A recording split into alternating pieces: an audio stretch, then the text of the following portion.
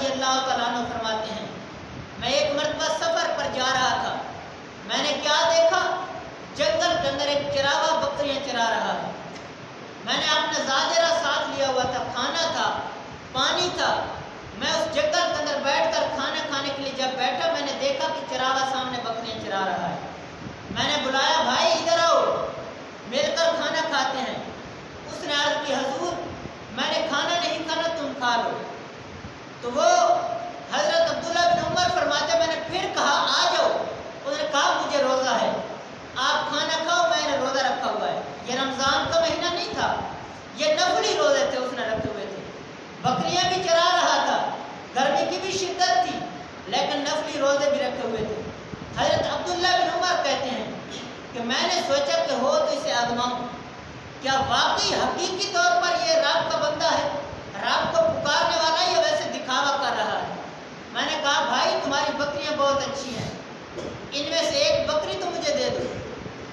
تو وہ چراغا آگے سے کہتا ہے، حضور میں ان کا مالک نہیں، میں تو کسی کی بکریاں چرا رہا ہوں، تو میں اس کو کیسے دے سکتا ہوں؟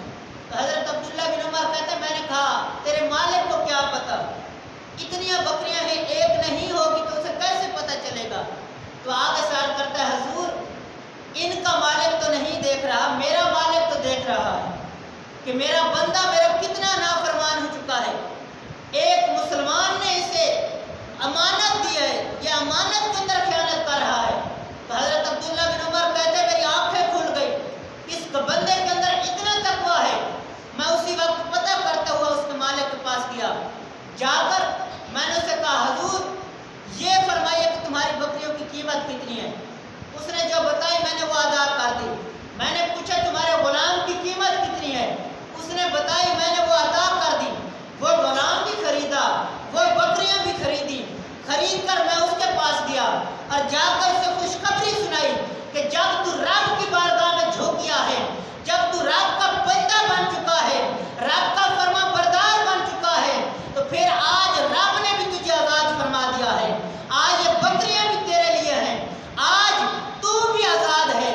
تو سامنے دیتے شام اگر ہم رب کی بارگاہ میں جھک جائیں تو وہ مسبب الاسباب ہے، ہمارے لیے اسباب ضرور پیدا فرما دے گا۔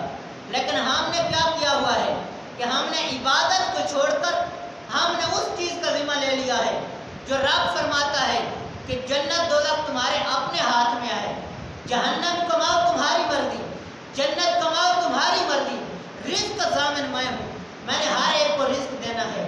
لیکن ہم نے کیا کیا، رزق کا ذمہ خود اٹھا لیا ہے اور جنت دوزخ کو ہم نے رب کے حضور چھوڑ دیا ہے۔